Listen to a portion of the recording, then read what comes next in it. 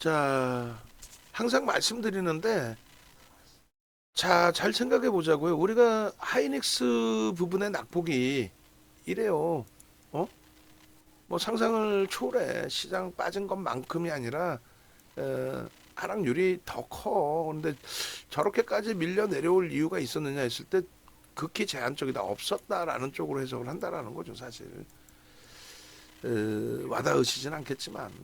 결론은 지금의 흐름이 참 뭐 많이 짜증스러운 상황이긴 한데 굉장히 강력하게 이제 돌려줄 수 있는 뭐 위치라고 저는 충분히 이제 설명을 드리고 있는 거고. 그리고 0084로 할까요? 1월부터 해서의 작년 1월부터 해서의 뭐 주봉 흐름 놓고 보면 그렇게 뭐 어찌됐든 간에 240% 올려놓은 상태에서 조정이 깊은 거고 저점 대비 여전히 뭐 134% 시장 대비 좀 강합니다. 거래를 수반하고 저점을 계속했기 때문에 불편한 부분이 충분히 있어요. 여기서 돌리는 흐름에서는 수급이 다시 개선돼야 되는데 개선되지 못하고 수급이 꼬이는데 계속 주가가 슈팅이 나온다? 그런 경우 있습니다. 그건 이제 오버슈팅으로 보고 차익 실현 전략 매도의 기준까지 설정해서 놓고 봐야 돼요.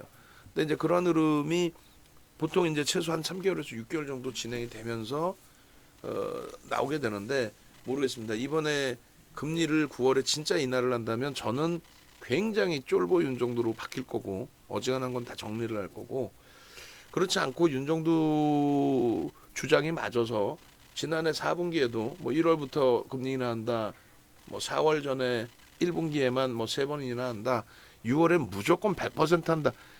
아니라고 그랬어요. 이번에 이제 9월 금리 인하도 똑같은데 얼마 전에 경기가 안 좋아서 패닉 상태의 기준으로 접어들고 경기가 안 좋아서 금리를 인하하면 이제 죽었다라는 의견이 다시금 정상적으로 표출이 되고 그런 상황에서 오히려 이제 금리를 인하하지 않을 정도로 지표가 뭐 멀쩡하다라고 해석이 되면 그러면 이제 성장주들의 랠리가 나와요. 근데 중요한 거는 얘가 지금 고점 대비 밀린 게 약 40%까지 밀리고 그리고 돌린 겁니다. 돌렸다 해도 31%예요. 고점 대비 하락률이.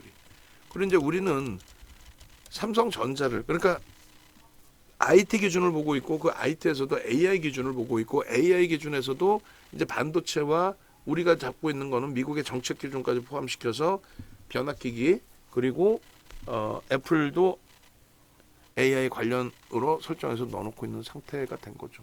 그죠? 그 기준에 반도체 기준에 삼성전자가 HBM3 엔비디아의 납품 전입니다. 지금 뭐 납품을 한 해 만에 뭐 말 많은데 어찌됐건 전이에요. 납품하기 전에 이미 실적은 45조까지 나와 있습니다. 그게 이제 어느 정도 규모인지 와닿지 않으실 텐데 상상을 초월하는 규모이고 저는 연말까지 53조 최소 53조 넘기리라 봐요. 영업이익을. 그렇게 된다라고 했을 때 주가는 최소 범위가 9만 원대에서 10만 원까지 최소. 그리고 이제 내년 기준의 실적 전망치까지 해서 놓고 본다면 그렇다면은 12만 원 이상까지가 삼성전자에 대한 목표 주가예요. 12만 원 이상까지가. 근데 그 전제 조건은 9월 달에 금리를 인하하지 않는다는 거예요. 9월에 금리 인하를 안 해줘서 9월에 금리 인하를 안 해줘서 슈팅이 나온다가 아니라 금리 인하를 안 해도 될 정도로 지표가 좋아야 된다는 얘기예요. 지표 상관없이 뭐 그러니까 금리 인하 따로, 금리의 정책 따로, 경제 지표 따로, 삼성전자 따로 시장에 보면 다 그렇게 뿔뿔이 해석을 하죠. 그럼 절대 안 되는 거지. 예? 경기 동향을 먼저 놓고 보고 경기 동향이 멀쩡한데 금리를 인하해야 될 이유가 없는 상태에 금리를 인하하네 만에 그 얘기를 만든다는 거예요. 그러니까 금리를 인하하지 않을 정도로 지표가 무지하게 좋아져 있는 이 상태가 유지돼야 된다는 거예요. 여러분들이 굉장히 공포감을 느끼셨던 그 기준의 PMI도 PMI도 이건 심리지수란 말이에요. 심리지수가 오른쪽에 보시면 문제가 됐어요? 안 됐단 말이야. 농담이 아니라. 근데 무슨 금리를 내려? PMI가 예상치를 하회해가지고 금리를 내려야 되는데, 와, 이건 미치겠네. 그러면 그런 상황이면은 보여줘야지. 지표를. 전혀 아닙니다라고. 지금 얘가 이 당시에 코로나19 때처럼 코로나19 때처럼 급격히 악화됐어요. 심리 지표로 할지라도 지금 멀쩡하게 그냥 이러고 흘러가고 있는 이 사이에 농담이 아니라 이렇게 해서 폭등이 나왔잖아. 지금 작년 7월 마지막 금리 인상하고 5.5%의 금리에서 지금까지 슈팅 아닙니까? 누구를 바탕으로? 성장주를 바탕으로.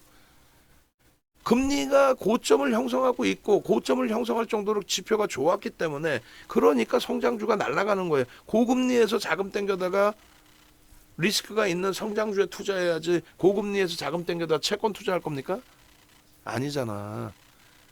가장 기본적인 논리에 대해서 금리를 인하하면 비트코인이 가요. 금리를 인하하면 금융지주사가 가요. 금리를 인하해야 AI가 가요. 왜? 대출받아서요. 정신이 있는 거 없는가? 금리를 인하했다는 자체가 이번에 뉴스 어마어마하게 보셨죠? 뭐 때문에 인하해? 지표가 안 좋아서 한다며. 다 죽는 거지. 뭔 소리야. 제로금리까지 내려올 때까지 다 죽는 거야. 심리지표 말고 그럼 실질지표 보시면 지금 뭐 CPI, PPI는 여기는 없습니다만 CPI, PPI 지극히 정상적이야. 아까 그 PMI처럼. 그리고 실업률이 예전에 이런 높은 실업률이었어요. 지금 이런 실업률이야? 비이성적인 흐름이 나와서 이렇게 돼야 문제가 된다라는 거예요. 근데 멀쩡한데 뭔 선제적으로 내려. 완전 고용이라는 게 뭔데. 금리 마찬가지예요. 지금의 5.5가 벅차요? 아이 뻥쟁이들, 거짓말쟁이들 아주 진짜. 2006년 6월, 2004년 6월부터 2006년 6월까지 윤종주 제일 똘똘하죠. 금리 인상 언제 했는지, 몇 번 했는지, 몇 회 했는지. 2000년 이후에 금리 인상 3번뿐이 더 있어? 그걸 못 외우고 방송 나와서 떠들어대는 게 그게 전문 사람도 아니지 그거는. 5.25 대비 5.5뿐이 안 돼요. 그럼 생각해 보세요. 5.25일 저 당시에 2000 몇 년도야 저게 2006년 6월이라 그랬잖아. 저 당시 대비해서 최저임금 100% 이상 올라왔죠. 최저임금 100% 이상 올라왔지. 2016년도에 2016년도가 2013년도가 4,000원인가? 2016년도 6,000원이고 지금 거의 뭐 10,000원 돈이고 그 정도로 인플레이션이 올라와 있잖아요. 돈 무지하게 뿌렸고 아무리 돈을 회수한다 그래도 돌고 있는 돈은 있는 거고 어디든 다 올라갔잖아. 인플레이션 다. 그러니까 시장이 좋든 나쁘든 지수는 갈 수밖에 없는 구조란 말이야. 나쁜 종목 퇴출되고 좋은 종목만 남아있는데 인플레이션 계속 올라왔어. 예를 들어서 농심이야. 신라면 100원짜리 500원까지 올렸어. 예를 드는 거예요. 그러면 매출이 5배 올라와야지 정상적이라면. 그러니까 시가총액이 100원에 팔 때하고 500원에 팔 때하고 5배 올라와 있겠지. 그게 정상 논리고 그렇게 해서 시장 지수라는 건 빠질 수가 없는 거예요 사실은. 충격은 있더라도. 그 기본 논리도 모르면서 막 이상한 얘기를 해. 금리 인상 시기는 항상 올랐어요 시장이. 이번에는 안 올. 뭔 소리 하고 있어. 21년도 사상 최대치 고점을 넘긴 게 지금 넘긴 거 아니에요. 작년 7월에 고금리 찍었잖아요. 찍고 나서 계속 내리죠. 금리 인상 과정 속에 조정을 받은 거 처음인데 금리 인상 과정 속에 조정을 받은 거는 그거는 21년도에 올렸어야 되는데 2조 달러를 더 뿌리면서 그때 오버슈팅이 더 크게 나왔어. 그래서 그 후폭풍 조정이 좀 있었던 거죠. 결국은 5.5 금리에서부터 지금까지 폭등이잖아. 뭔 소리해. 응? 또 달러 인덱스 장중에 정신없어서 설명 안 드렸는데 이때가 언제예요? 이게 2004년 6월부터 2006년 6월까지예요. 달러 인덱스가 강세인가? 아니 2004년 6월부터 2006년 6월까지 13번 금리 올리고 초강세 금리를 형성했는데 이게 달러 인덱스가 강세를 띄었어요? 아니라니까. 안 보이죠 잘. 원본 파일 다 올려드렸었잖아. 약세라니까. 이 당시 기준에 이거는 이제 2008년부터예요. 2007년도 9월 정점 찍고 2008년부터 리먼 터지고 엄청난 강세. 뭐가? 원화가. 엔화가. 우리나라 원화는 완전 휴지 조각이 돼가지고 또 중리사냐하고 앉아 있었고 또 그 얘기하면 길어지고 나중에 장 깨지면 얘기합시다. 그거는 전혀 아니라고 말씀드릴 테니까. 결론적으로 1달러에 150엔 했단 말이야. 어? 1달러에 150엔. 근데 이게 얼마? 75엔인가까지 내려와. 얼마? 75엔만 자도 1달러를 살 수 있을 정도로 달러 가치가 훼손된 거야. 그러니까 이것만 놓고 보면서 달러 인덱스가 금리를 낮추면 하향됩니다. 뭔 소리하고 무슨 풀 뜯어먹는 소리 하고 있어. 이때 분명히 말씀드렸잖아요. 금리 인상 시기에 하향되고 있었다고. 그리고 여기가 제로금리야. 여기가 제로금리인데 이번에 코로나19 때 제로금리 때 달러 약세 띄었나요? 여기까지? 안 띄었잖아. 근데 왜 뻥을 쳐 다들. 금리 인상 시기에 더불어서 강세로 정책 기조로 전환된 거지. 이때 엔화가 상상을 초월하게 다시금 약세를 띄니까 뭐라고 또 헛소리를 해요? 엔화가 약세 띄니까 뭐라 그래요? 일본이 망했다. 국민이 거지가 됐다. 근데 어떻게 일본 증시가 21년도 고점 3만 천을 넘겨서 4만 천을 넘기고 올라갑니까? 물론 달러와 환산지수 때문에 그런 것도 있지만 말이 안 되는 소리야. 결국은 지금 뭐라 그래? 이번에 한번 꽝 깨지고 내려오니까 엔화가 왜 트럼프 대통령이 나는 대통령 되면 내가 강력하게 전환을 시킬 거야. 뭘로? 약달러 기조로 선회할 거야. 중국하고 화폐 전쟁한 다음에 마음대로 약달러 기조가 되고 되나요? 되죠. 화폐 전쟁 이런 내용들이 그게 무슨 소설인 거고. 미국은 지금까지 본인들이 하고 싶은 대로 다 했단 말이야. 응? 플라자 합의, 역플라자 합의, 달러의 강세 약세. 원래 기축통화의 기준에서 근본위제였잖아요. 금을 기축으로. 근데 달러로 바꿔버렸잖아. 그러고 나서 달러가 강세를 띠나 약세를 띠나 그거를 협의를 통해서 진행을 했다. 이번에는 그렇지 않아. 그냥 엔화 대비 약세 강세로 조정을 해버리는 거예요. 나머지 화폐 유로 하나 파운드 하나 우리나라 이제 원화를 같이 넣어서 비교를 한다면 비슷한 변동률의 약세를 띠고 비슷한 변동률의 강세를 띠는데 엔화 같은 경우에는 우리나 유로 파운드와 대비 엄청난 약세 엄청난 강세야. 그럼 우리 원화보다 엔화가 엄청난 약세 강세로 웃기셔. 무슨 소리 하고 앉아 있어. 엔화는 달러 대비해서만 약세예요. 나머지 통화에 대해서 상대적으로 그렇게 약세가 아닙니다. 에이 무슨 우리나라 원화 대비해서 뭐 900원이 깨지고 900원 정도 하고 있던 거는 2016년도에도 900원 정도 하고 있어서 뭔 소리 하고 있어. 2016년도에도 900원 하고 있었어요. 달러 대비 유동 약세. 그렇게 되면서 약달러냐 강달러냐 기준을 엔화가 어떻게 움직이냐에 따라 바뀝니다. 어찌됐건 이번 기준에 강엔으로 전환되면서 약달러로 나오는 부분이 표면적으로는 지표가 안 좋아서 금리를 내리는 게 임박해서 약달러예요. 근데 얘기해 줬잖아요. 금리 내린다고 약달러가 아니라고. 금리를 올린다고 강달러가 아니라고. 그걸 과거 데이터를 보면 바로 답이 나오는데 그냥 뭐 말장난 하는 거지. 그냥 거기에 속아 넘어가고. 그러면 안 돼 절대. 그리고 엔화의 강세 부분도 지금까지 금리를 안 올리다 왜 올렸을까? 뭐 미국이 용인해 줬나? 뭐 그런 것도 고민해 봐야 돼요. 그러니까 결론은 그 엔화 가치의 강세 부분이 달러의 약세로 전환될 수 있는데 그게 뭐 전체 시장을 휘두르고 충격을 주고 그렇지 않습니다. 그런 전략을 기준을 잡을 때 오히려 시장을 방어하거나 아니면 시장의 강세 흐름 속에서 연동되는 결과물이다 이렇게 보시면 돼요. 그러니까 깊게 생각할 필요 없어. 괜히 또 시황 꺼내갖고 이거 굉장히 길어졌는데 요 정도만 시황을 들으셔도 상관없어요. 지표 전혀 문제 없고 그리고 시장 깨지는데 오르는 종목 없다. 시장 깨지면 뭐 이 종목 사세요. 금리 내리는 순간 다 죽는 거다. 그것만 꼭 기억하십시오. 제가 바뀌더라도 여러분들은 기억을 하셔야 돼. 9월 굉장히 중요합니다. 그리고 장 빠지는데 나 수익 내겠다? 그냥 파생 옵션 매수하세요. 옵션 매수하는 게 나아. 풋옵션 매수하는 게 나아. 그럴 바에는 장 빠지는데 내 종목이 뭐가 어떻게 갈 수 있어. 장 빠지면 다 빠지는데. 아시겠죠? 정상적인 장이다라는 말씀을 드리는 거고 지금 장 끝나자마자 못 하려고 그랬어 내가. 11월, 2월, 8월 그거만 좀 달라고 했지. 다른 거 다 안 해도 되고 오늘 최대한 일찍 끝내도 되고 다 한다 얘기했잖아. 어? 장 끝나자마자 이걸 달라는데 이게 시간이 엄청 걸리면 상관이 없는데 다른 거를 먼저 하고 있으니까 얘기를 하는 거 아니야. 얘부터 하라고. 다른 걸 왜 먼저 얘부터 하라는데.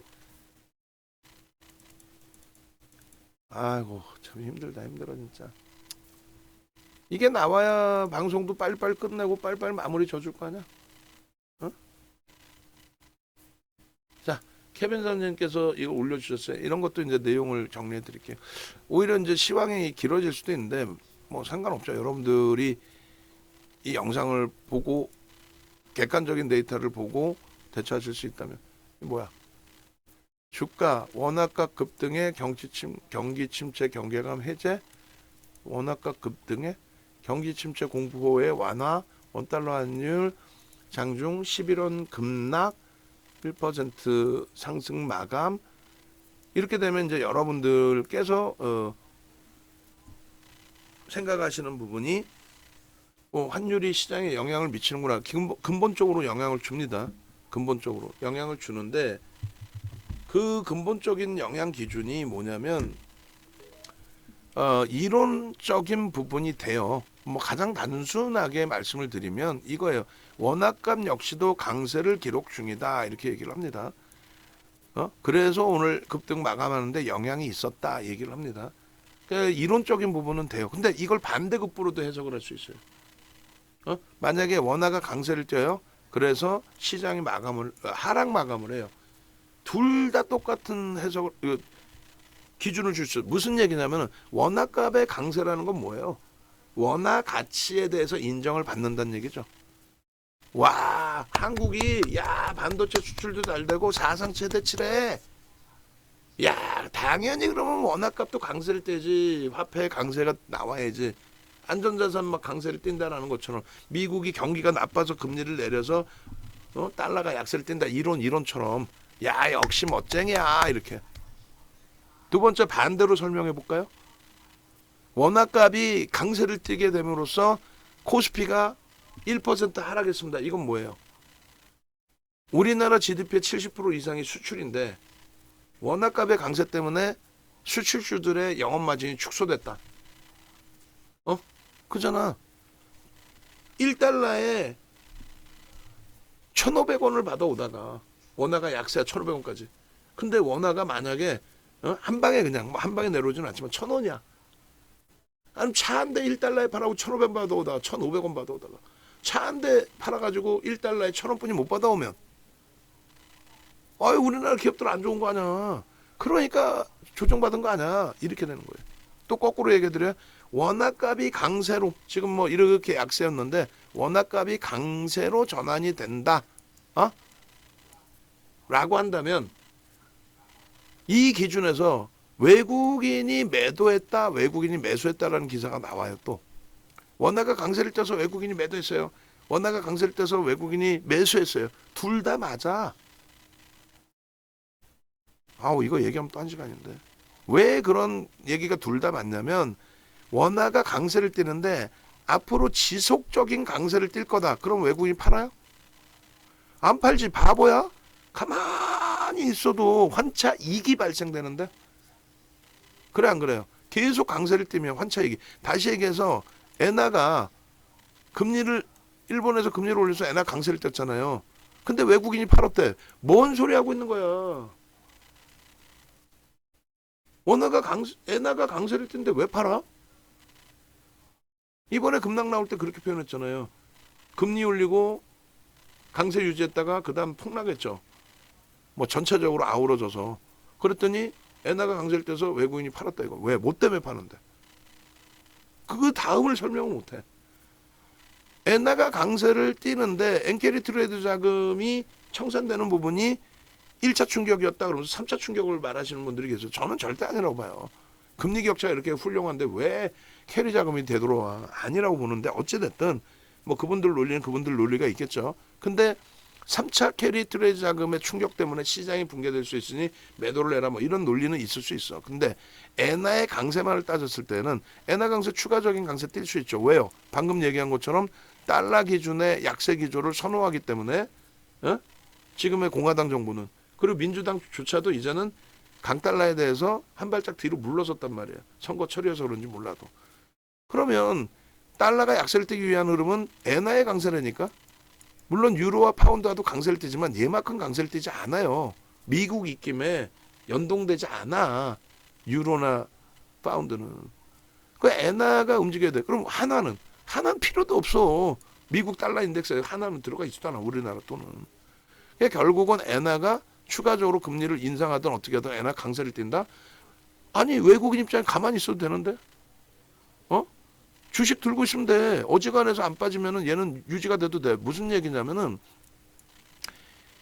지금 만약에 1달러에 150엔이라고 치면 가만히 냅뒀는데 엔화가 강세를 떼서 100엔만 줘도 1달러를 살 수 있어. 100엔만 줘도 1달러를. 그때까지 갖고 있는 거야. 그러면 지금 150엔인데 100엔에 살 수 있으니까 나는 환차 이익이 30% 이상 발생되는 거죠. 주가가 30% 이상만 안 밀리면 돼. 그리고 시장이 만약 그런 영향의 강세를 띈다, 그 엔화 강세 때문에 그런 영향의 강세를 띈다. 그러면은 외국인들 입장은 어떻게 해? 지금 막 사들이는 거야.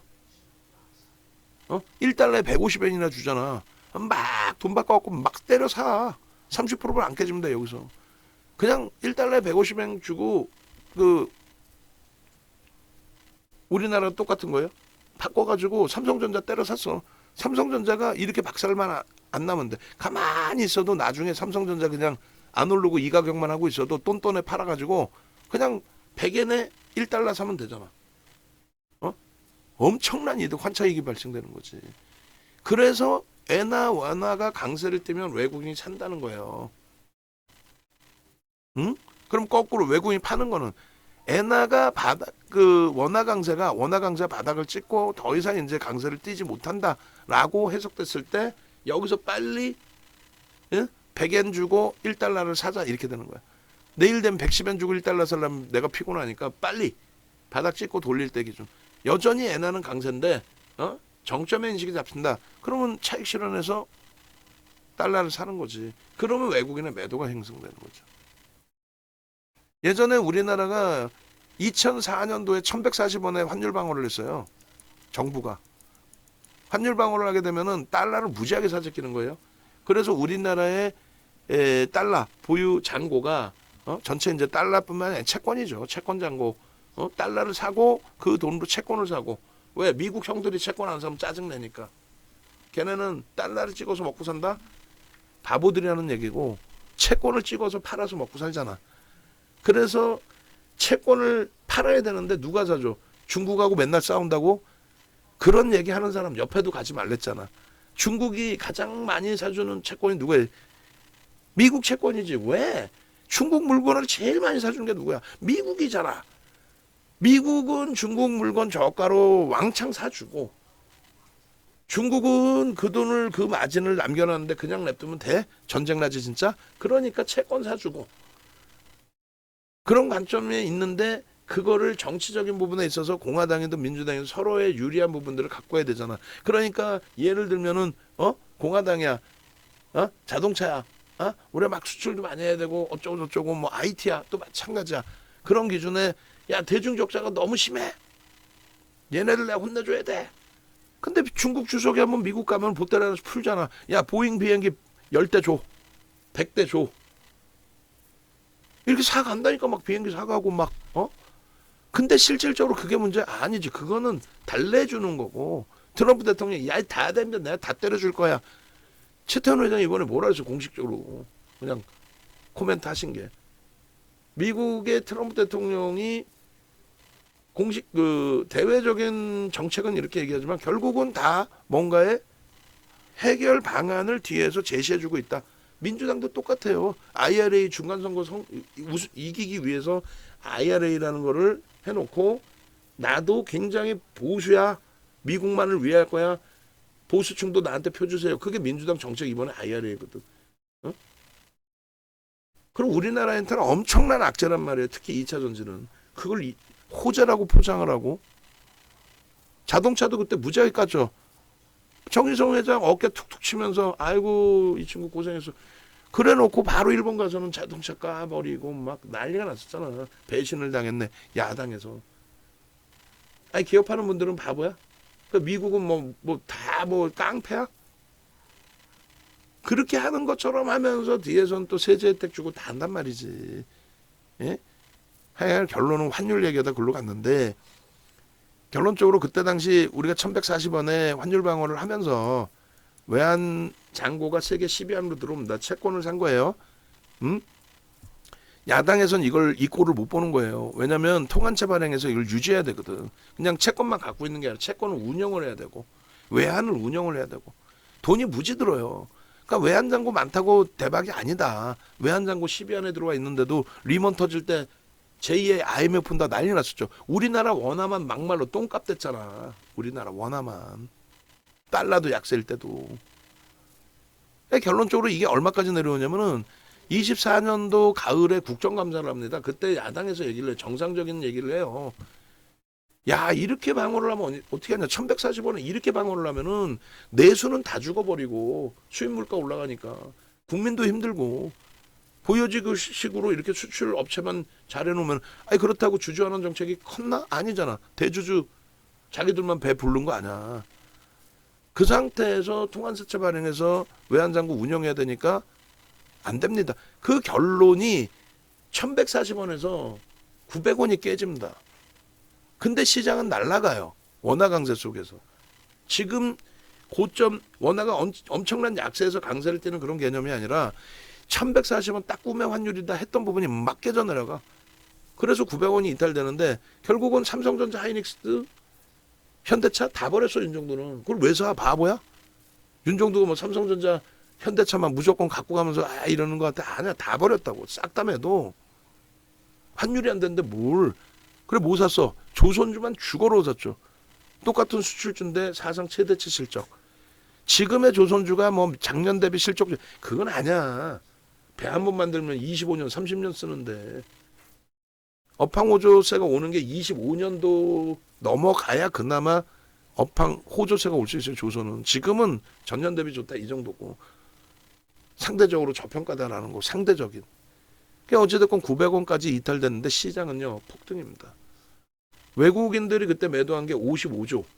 55조예요. 그 당시에. 1000에서 2000 가는 그 사이에. 근데 시장은 폭등이야. 외국인이 뭐 엊그저께 1조 5천억 벌어 난리 났다. 무슨 소리 하고 있어.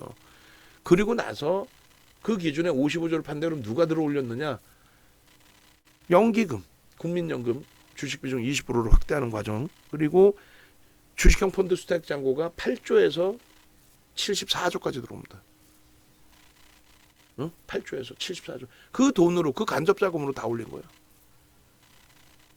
그러니까 원달러 환율이나 뭐 모든 기준이 조금 전에 금리 그 기준하고 다 보여드린 것처럼 그냥 이렇게 하면 원화 강세일 때 주가가 오르는구나.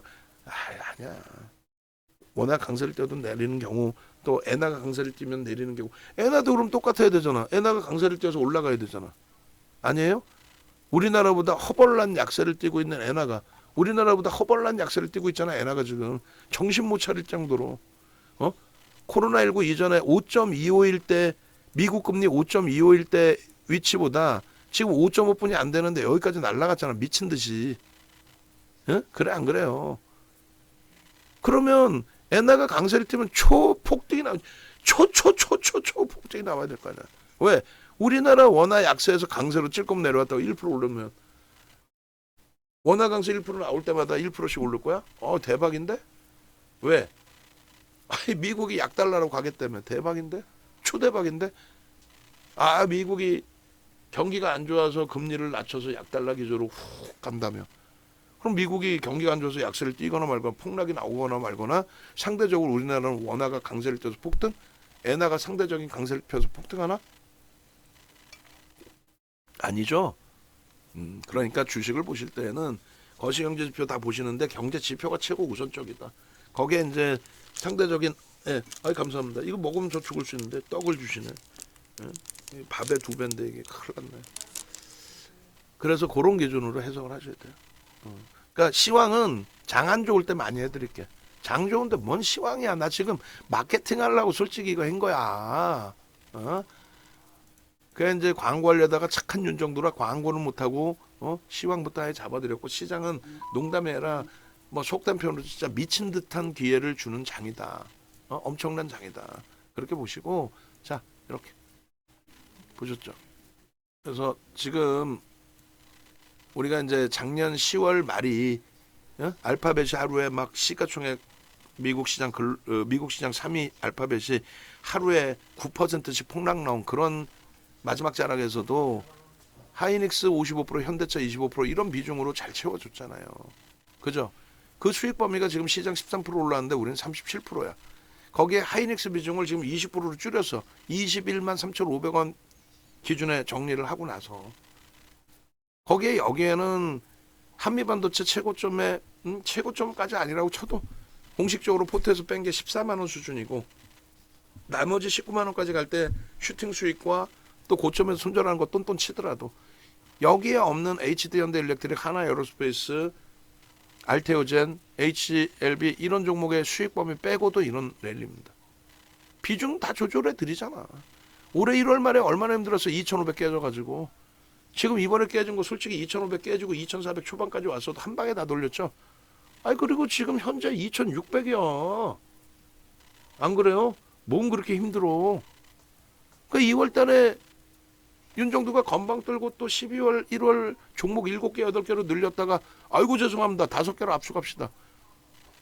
그렇게 해서 설정 잡은 수익률이 시장 3.66일 때 17.80이에요. 지금 계좌 다 박살나서 원금 회복 소원이에요. 뭔 원금 회복 소원이야. 우리는 17.80 그래 수익이야. 다시 얘기해요. 하이닉스 저 45% 비중에서 25%를 21만 원대 초반에 다 정리를 한 거예요. 한미반도체 말씀드렸잖아. 14만 원. 그 수익 범위 다 포함 안 하고도, 나머지 종목 포함 안 시키고도 지금의 기준에 결론은 삼성전자, 하이닉스 잘난 체하지 말고 지금 살 수 있니? 오케이 편입입니다. 현대차 살 수 있니? 예 편입입니다. 비중 35, 20, 30입니다. LG노텍, HD현대일렉트릭, 현대로템 편입입니다. 지금 이 가격에 살 수 있나요의 질문에 살 수 있습니다라를 얘기하는 거예요. 하나 에어로스페이스 대박 나셨죠가 아니라 지금 이 가격에 살 수 있습니다라를 얘기해요. 52주 신고가를 찍고 눌려져 있는 흐름에서 넥슨 게임즈 이거 어떻게 해요? 와, 뭘 어떻게 약법인데? 아니 저는 고점에 샀어요. 신고가 찍고 눌림이잖아요. 응? 편입이다의 기준을 잡아주셨다고 지금 이 장에. 그게 중요하다는 얘기예요. 그게 중요하다는 얘기는 그렇게 해서 이런 수익을 잡아가실 수 있어야 된다는 얘기야. 어떤 수익? 뭐 이런 수익이지. 이런 수익. 뭐 별거나 있어? 3년 동안 같이 함께 하시면서 246%. 마찬가지야. 이런 전략 기준의 수익은 홈페이지에서 네이버에서 홈페이지 찾아오시면 윤정도 검색하시면 홈페이지 있잖아. 요 교육을 지금 다 들으셨던 그 얘기야. 이 얘기. 이건 하반기고 보통 교육하면 9시간씩이에요. 교육자료 보통 뭐 300에서 500페이지, 1000페이지고 프리미엄 교육 매번 보여드리잖아. 이거 왜 공부 안 하죠? 9시간짜리 5개, 45시간. 그냥 틀어놓고 듣는 거야. 주말이고 뭐건. 음악 듣지 마시고. 음악 듣다가 그냥 또 음악에 취하시면 소주 한잔 하시면은 큰일 나. 저도 술줄이래요. 술 요즘에 먹지도 않는데. 뭐라 그래요? 뭐지? 다리 붓고 그런 거 뭐 몰라 하여간에. 이제 단어도 생각 안 나. 잠을 못 자니까. 결론적으로 네이버에서 윤정도 검색하셔서 유튜브 오시든 유튜브에서 그냥 보시든 이런 식으로 보시는 거예요. 알테오젠이든 또 넥슨 게임즈든 하나 에어로스페이스든 얼마나 소중하게 올려놔 드렸어. 그 전략 보시고 그 수익 내시고 공부하시고 마지막에 지금 하나 에어로스페이스 시판 영상 말고 또 올려드린 거 있죠? 지금 그 마지막 그 2시 30분 오늘 하나 에어로스페이스 마지막 영상 그거 보내놨잖아. 그거 링크 나오면 링크부터 항상 주라고. 그것도 링크 지금 벌써 나온 지가 꽤 됐을 것 같은데 시간이. 장 끝나기 전에 올려놨고, 그죠? 그 링크 좀 주시고, 어?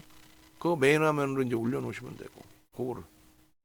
그래 결론적으로 메인 화면 이제 하나 에어로스페이스인 겁니다. 그렇게 해서 보시란 말이야. 지금 아직 하나 에어로스페이스 안 올렸구만. 어? 올려 빨리. 까먹으면 안 돼 그런 거. 죽어라고 1시간 동안 녹화해놨는데. 어? 링크 메일 보내드린 지가 언제요? 벌써 나와 있어야지. 응? 그러니까 우선순위를 뭐를 할까를 좀 고민을 하자는 얘기야. 우선순위를. 그래서 결론적으로 우리 키리우스 선생님처럼 이런 수익, 또 삼성전자 하이닉스 이런 수익, 그리고 아까 하이닉스를 꺼내놓은 이유에 대해서 다시 설명드릴 테니까. 하이닉스 12만 원대 이렇게 편입한 물량을 단타를 치셨겠냐고. 6만 9천 원 이런 물량을. 아니겠죠. 그럼 결론은 뭐냐면 이 하이닉스를 가지고 지금도 살 수 있느냐와, 그리고 우리가 바보입니까? 하이닉스를 편입했는데 여기 보시면은 현대차 28.7, 그리고 IT 비중 이때 당시 55의 기준이었는데 하이닉스 집중이었는데 꼭 윤정도 신뢰도가 좀 낮아져서 아직까지는 삼성전자 우리가 매수자인을 주력 비중으로 들이질 않는데 꼭 이렇게 분산을 해. 분산하셔도 상관은 없습니다. 근데 결론은 이렇게 돼버렸잖아. 하이닉스는 폭등, 얘는 좀 덜 오르는. 55%예요 지금 이 세 개만. 그렇게 해서 수익률이 7월 중순까지 47% 수익에다가 4,700만 원. 그러니까 30%대 수익에다가 하이닉스 최종점에 잘 정리가 돼 삼성전자로 옮겨 다. 저게 10월 포트란 말이에요. 작년 10월. 주력에 집중해라고 말씀드렸잖아. 그러니까 2차 전지 차익 실현하시고 이렇게 주력에 하이닉스 12만 3천 원에. 마찬가지 2차 전지 이렇게 수익 냈으면은 이렇게 하이닉스 현대차 8대 2로 그럼 얼마? 80% 수익이야. 작년 10월 대비. 근데 주력주 다 팔아버렸대. 그리고 지금도 아직도 마이너스 28%를 어떻게 마이너스가 날 수 있나? 이런 포트를 가지고. 근데 그걸 못 견디잖아. 그래서 이 얘기를 하는 거야. 이 얘기를 하는 게 뭐냐면, 자 보시면은 지금 하이닉스의 기준에서 고점 대비 30% 빠져 있죠. 거기에 이제 집중해서 다시 말씀드립니다. 삼성전자 얼마 빠져 있어요? 15%야. 하이닉스가 삼성전자 대비 2배 빠져 있어요. 그럼 윤정두가 누굴 먼저 사야 된다 그랬어? 기본적으로 삼성전자를 먼저 사는 거다. 근데 오늘처럼 예를 들어서 하이닉스 슈팅이 좀 더 강해. 그럼 그런 날은 하이닉스를 살 수 있어. 다만 우리 포트 비중이 어떻게 됐어요? 얘가 35에 하이닉스가 20인 거야. 오늘 하나 에어로스페이스가 속된 표를 막 때려 샀어. 그러면 걔를 막 50% 사나? 아니라고. 주력주 다 채워놓고 하나 에어로스페이스는 최대 지금의 기준은 5%만 잡아드린 거야. 이게 바뀌어지면은 다시 현대로템을 빼고 하나 에어로스페이스를 주력으로 넣을 수도 있어요. 기준이. 응? 이해되세요? 그럼 삼성전자 15% 빠졌죠. SK 하이닉스 30%죠. 지금 기준에 40%까지 밀렸다가. 그 다음에 한미반도체 50% 빠졌다가 오늘 10% 반등했다가 결국은 아직도 60% 빠져 있어. 작년 대비. 최고점 대비. 맞나요? 아 죄송합니다. 한미글로 깜짝 놀란 순간 말이 안 되거든 이게. 올해 고점이지. 죄송합니다. 44.7 빠져 있어. 근데 왜 이걸 보여드리냐면은 자 삼성전자 사세요? 안 사. 하이닉스 사세요? 안 사. 한미반도체 사세요? 그러면 사. 그럼 그나마 얘가 그래도 근데 한미반도체 사세요? 안 사. 그러다 뭘 사냐? 뭐 다른 종목 사. 뭐 막 우리도 언급을 했으니까 언급된 뭐 YC 같은 경우에 삼성전자의 후광이 있을 수 있으니 그렇게 얘기를 하면서 들여다본다라고 했어요. 언제까지? 그 이제 8월 15일 이제 휴장이잖아요. 그 다음에 이제 얘가 투자주의로 격화가 된다고 투자 경고에서 그 다음. 근데 이런 친구들은 막 산단 말이야. 얘라도 그럼 좀 보면 낫지. 뭐 엔캠 사해 엔캠. 그럼 SFA 반도체 어떻게 해서 SFA 우리 들어갔던 SFA 반도체 이런 걸 산다니까. 또 뭘 사요? 고영 어떻게 됐어? 고영 이런 걸 산다고. 아니 거래대금도 없어. 우리가 들어갔던 종목이니까 지금 어떻게 돼 있나 보려고 이렇게 하는 거야. 이해되세요? 상식적으로 엔비디아가 못 가는데 어? 하이닉스가 갈 수 있어요? 못 가죠. 하이닉스가 못 가는데 한미 반도체가 갈 수 있냐고. 그거만 좀 기억을 하세요. 어? 그거만. 그렇게 해서 주력 포트폴리오에 우린 두 가지가 잘 정리가 되어 있습니다. 어떻게 되어 있어요? 주력에 AI가 65% AI 기준의 반도체가, 그 다음에 AI 기준의 변압기기 미국의 정책주로 보면서 5%, AI 기준의 애플도 AI로 같이 병행 포함시켜서 9월 달부터 본격 슈팅이 나오겠죠. 글로벌 시장 시가총액 1위 자리를 내놓지 않고 있는 애플, 그 기준의 LG노텍. 오늘 진짜 너무 짜증나게 밀려 있는데 LG노텍. 그리고 방산 5%, 자동차 완성차 기준의 30%. 이게 우리 주력이에요. 이 기준에서도 다시 보시면 낙폭 과대 기준이 사실상 하이닉스가 낙폭 과대인 거죠. 거기에 현대차도 사실 한 20%씩 밀려버렸고. 그리고 HD 현대일렉이나 이런 쪽의 기준이 급락을 한 거예요. 상당히 빠르게 돌리고 있어요, 사실은. 그리고 LG노텍이 좀 제한적으로 밀리긴 했는데 얘도 많이 밀렸죠, 순간적인 조정이. 그리고 돌리다 오늘 짜증스럽게, 진짜 짜증스럽게 이렇게 된 거고. 그 다음 방사는 오히려 강세의 기준이고, KB금융도 오히려 강세죠, 오늘 약보합이더라도. 거기에 넥슨게임즈도 강한 종목을 지금 따라간 거예요. 이해되세요?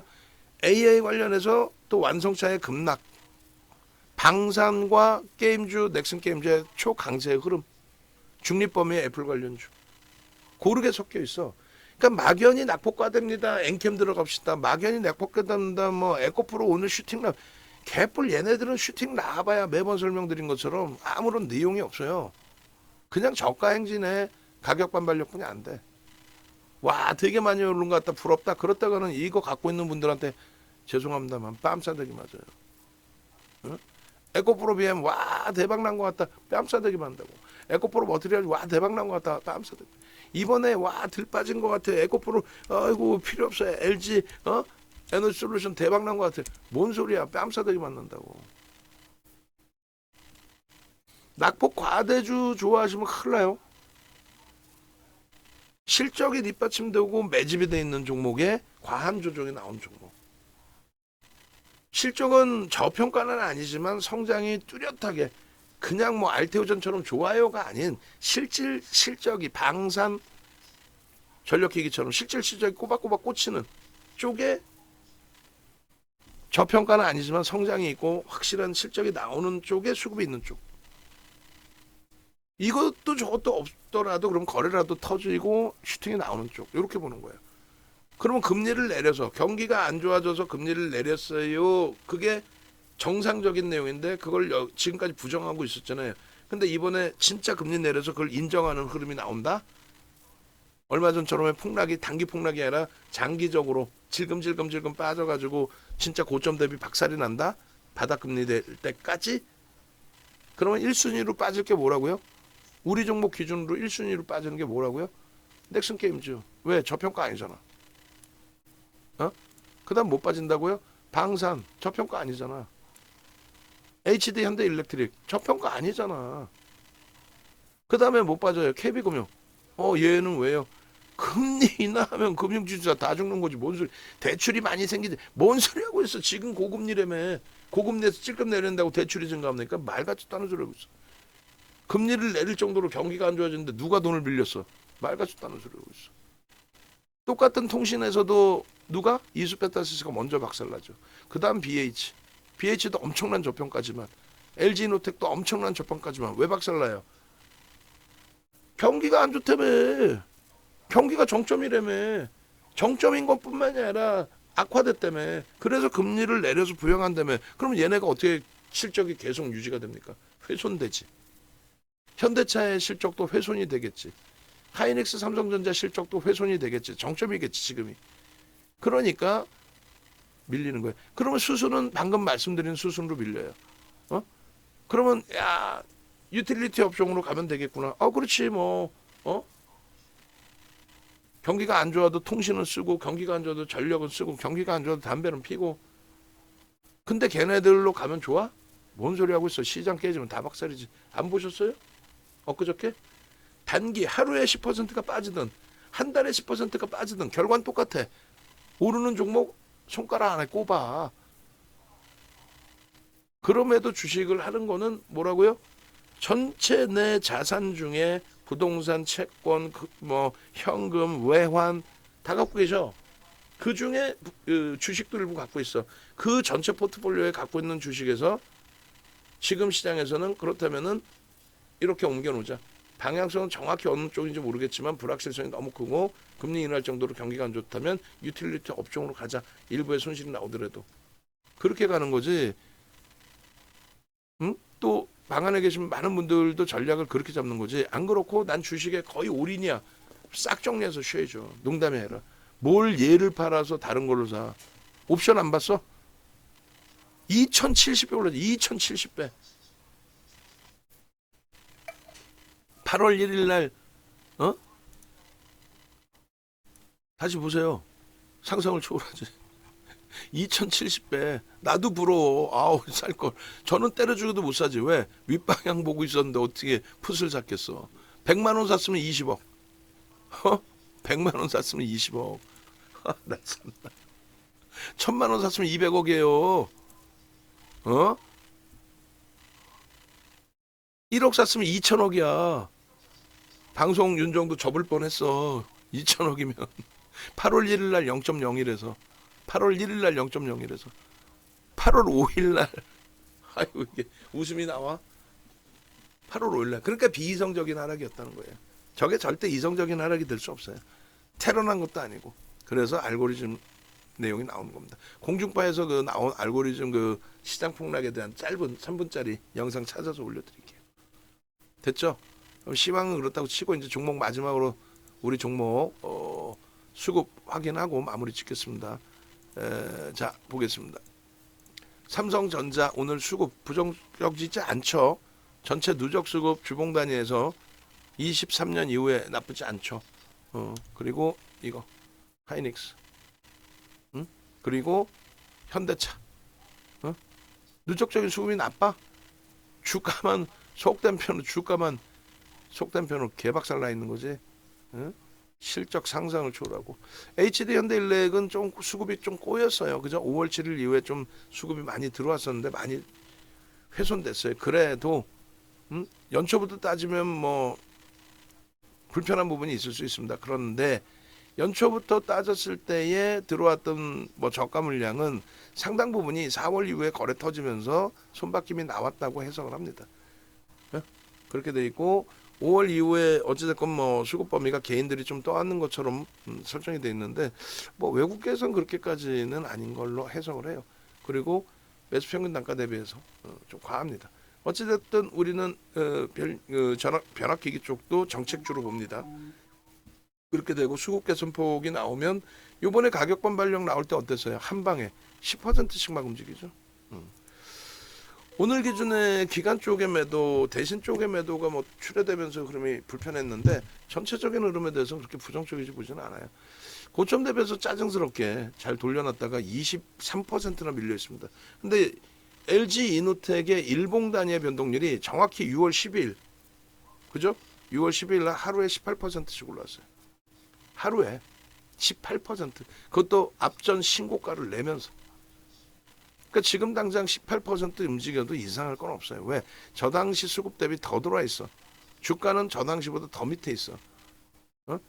무슨 소리냐면은 이때 21만 원, 23만 원 종가로 끝났고 그리고 지금의 기준이 말 같지도 않은 24만 원도 안 되는 23만 5천 원. 같은 자락이죠. 요 자락에서 수급은 어때? 더 들어와 있지 월등히. 더 들어와 있잖아. 요때 대비. 아이고 더 들어와 있지. 이게 적어요? 안 적어. 무지하게 들어와 있는 거야. 근데 여기서 이슈 하나 불거뜨려 놓으면은 이날 때처럼 18% 변동 안 나올까? 다시 밀리더라도 나올 수 있다니까. 아 그럼 한 방 두 방이야. 뭐가 뭘 어려워. 실적이 상상을 초월하는 저평가에 8% 누적 수급이. 현대로템 마찬가지입니다. 올해 들어서의 현대로템의 누적 수급 올해 들어서만 18%에 달합니다. 그에 반해서 하나에어로스페이스가 좀 제한적이죠. 그 현대로템 그런 매집이기 때문에 고점 대비 11%뿐이 안 밀린 거고 하나에어로스페이스가 8% 밀려 있는데 이 친구 같은 경우도 마찬가지 사상 최대 신고가 나올 만큼의 실적 개선 그것을 인정하는 수급. 그리고 KB금융은 좋게 표현하면 손바뀜이고 나쁘게 표현하면 수급 개선폭 없이 고점만 넘겨놨었어요. 그러다 이번에 충격 한번 받았는데 그래도 시장 대비 방어. 8만 원대 중반 넘기면 일단은 현금화해서 현금이 없으니까 우리가 종목 계속 살 수는 없잖아. 움직이는 기준을 잡을게요. 이수 베타시스 외국인들 좀 매도가 있었는데 밑으로 막 집어던지는 매도는 일단 아니었어요. BH 쪽도 쌍끌인데 뭐 손바뀜도 있었고 거래가 좀 제한적이어서 짜증난데 얘도 굉장한 저평가 사상 최대 지수적 내는 기준이고 9월에 애플 효과 충분히 있고 비정적인 시장에 크게 연동이 됐는데 수급 범위도 뭐 13%대니까 나쁘지 않습니다. 얘도 6월 12일 날 하루에 18% 갭상승 16%에 18% 비정적인 흐름 이후에 근데 그때보다 주가가 낮아. 그럼 여기서 18% 움직이면 그러면 그냥 바로 뭐 24,000원, 25,000원이에요. 주간 단위 30% 40% 금방 나오면 돼. 그러니까 실적이 돼 있고 매집이 돼 있는 쪽에 대해서는 불편함이 없어요. 그러니까 LG노텍이나 BH 그리고 당연히 삼성전자, 하이닉스, 현대차 기준은 전혀 부담이 없죠. 그다음에 이제 우리 주력으로 들어와 있는 알테오젠 결국은 오늘 외국인이 팔았지만 기관 쪽에 43만 주 결론은 개인들이 18만 5천 주 팔았어. 오늘 매매 평균 단가가 29,384원이에요. 빠져나간 외국인은 나간 거야. 끝. 들어온 기관들 공매대차 상한 범위로 잡기에는 지금 수급이 오늘까지 해서 7%에 달하죠. 7% 한 달 만에 7월 이후에 엄청난 겁니다. 그래서 오늘 기준의 흐름에 직전 저점이 깨졌어도 라이브 방송에서 가져가십시오 한 거예요. 그래서 라이브 방송으로 오시라는 거예요. 알테오젠의 기준입니다. 28만 원에 정리하고 좀 아쉬운 부분이 있는데 수급은 긍정적인데 얘가 슈팅이 나온 거 올해 들어서 슈팅이 나온 건 왜 나왔다 그랬어요? 외국인이 때려 산 거 MSCI 지수 편입돼서 액티브 들어오고 그 들어온 수급이 패시브 자금으로 넘어갔는데 그들은 편출이 되기 전까지는 그대로 유지를 해요. 아무리 주가 폭락 나와도 엔캠이 폭락 나와도 패시브 자금 유지합니다. 근데 대차를 한단 말이에요. 대차를 해준단 말이에요. 갖고 있으면 아깝잖아. 근데 그게 공매로 상당 부분이 나와. 100% 공매가 아니에요. 대차 나오고 공매는 일정 부분 나오는데 공매도 금지기 때문에 공매도가 없어. 그 수급이 하나 좋고 두 번째 기준은 에코프로비엠 HLB 거래소 이전 상장에 대한 알테오젠의 수혜. 코스닥 종목에서의 비중이 높아지죠. 그러면 역시나 마찬가지로 인덱스 상품에서 비중이 높아지죠. 그 수급이 들어올 수 있고. 지금 기관들이 사는 수급 중에 상당 부분이 그렇다고 봐요. 그리고 외국인들 기준에서도 MSCI 지수 편입 비중이 살짝 높아질 수 있고. 세 번째 가장 중요시 놓고 보는 거는 2월 말인가요? 3월인가요? 3월에 공시 나온 거. 그러니까 얘들도 냄새 진짜 지저분하게 나지. 구린 냄새 진동을 하지. 2월 달에 말 같지도 않은 공시 하나 내놓고 비이성적인 슈팅 줬잖아. 솔직히 얘기해서. 지금 당장 뭐 실적도 없고 사실은. 근데 그때 블록딜 받아간 쪽이 200만 주란 말이야. 지분 신고 안 되는 블록딜. 얼마 전에 삼성창구를 통해서 나온 순매도 물량 기준에 44만 주. 한 50만 주 판 것 같아 그 중에. 근데 제가 볼 때 20만 원 전후에 받았으면 저거 재료라고 그랬잖아요. 20만 원 전후에 받았는데 주가 고점 대비 한 30% 이상 훅 밀리니까 블록딜은 악재라고. 데리고 와 그냥 다 그냥 빠다 때리게 그냥. 블록딜이 어떻게 악재야? 대형주의 블록딜이 소형 잡주도 아니고. 그러면 그 블록딜 물량 200만 주면은 대략 4천억이라고 치고 진짜 믿어준다면. 근데 4천억짜리 4천억 물량 받은 거 그냥 그걸 털 수 있어요? 못 털어요. 누가 받아줄 건데. 그래서 말씀드린 게 슈팅이 나오는 범위가 최소 30만 원에서 40만 원까지 땡겨야 대밀릴 수 있다. 차익 실현할 수 있다. 아니 평균 단가가 20만 원만 되냐고 30만 원까지 땡기면 또 평균 단가는 더 높아져. 물량 더 높아져. 시장 상황에 따라서 고금리일 때 성장주. HLB 뭐 제약바이오 금리 내리면 날라갈 겁니다. 미친 정신나 확 그냥. 경기가 안 좋아서 금리를 내리는데 대출 많이 받아서 여기 투자는 말 같은 소리를 해야지. 1순위로 죽는다고. 화요일날 비이성적인 그 흐름이 저는 그 블록 물량이 일부 차익 실현 나왔다고 봐요. 지들끼리 짜고 치지 않는 한 뭐 블록들 400만 200만 주가 있는데 형님 제가 주가 올려놓을 테니까 신나게 차익 실현하십시오 이럴까봐 발같이다는 소리 하고 있어. 지들이 올리는 거겠지. 그걸 알고 들어가고 차익 실현할 때도 제가 차익 실현 전략 지금의 전략이 아니라 지금은 이제 리스크 관리 전략 뭐 매도를 해드린 거지만은 나중에 이젠 더 이상 못 건드려요 못 들어가요. HLB 하한가 맞기 전에 뚱딴지 같은 소리 FDA 승인 돼도 아무 뭐 별 내용도 없는 거 내용 없는 거예요 사실. 결국 하한가 두방 맞죠. 전략 매도하세요라고 강하게 말씀드리고 제 편이 말합니다. 강하게 말씀드리면 정리하셔야 되는 거예요. 아시겠죠? 지금은 다시 뭐 들어갈 자리를 한 번씩은 볼 거예요. 뭐 오늘 쪽은 뭐 그렇게 월등하지는 않았습니다. 그래 나머지야 뭐 의미 없어요. 그리고 한미반도체 말씀드린 것처럼 장중 10% 상승에 대밀리죠.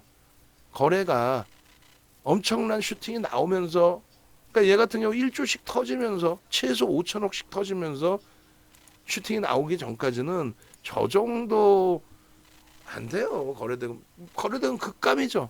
근데 얘가 어떻게 슈팅이 나와? 광민정 애널 데리고 오라니까 그냥 확 그냥 막 그냥 여자분이니까 뭐라고 말도 못하겠고 어린 친구가 그냥 공부 열심히 해야지 그냥 97,000원에 20만 원 목표 주가 줬더니 막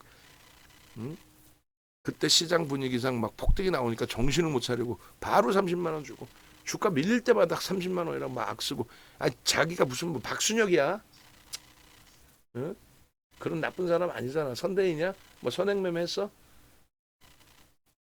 19조까지 올라가는 동안에 내년 매출 전망치 1조예요. 불편하다는 거죠.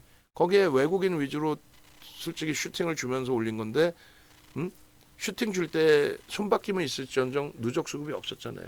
거기다가 어떻게 됐어요? 수급이 없는 상태에서 거래까지 둔화되고 주가까지 빠져. 방어 의지가 없어.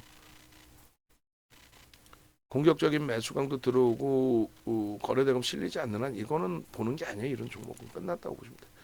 곽동신 부회장이 때려 샀잖아요. 내부자인데 0.5% 샀어.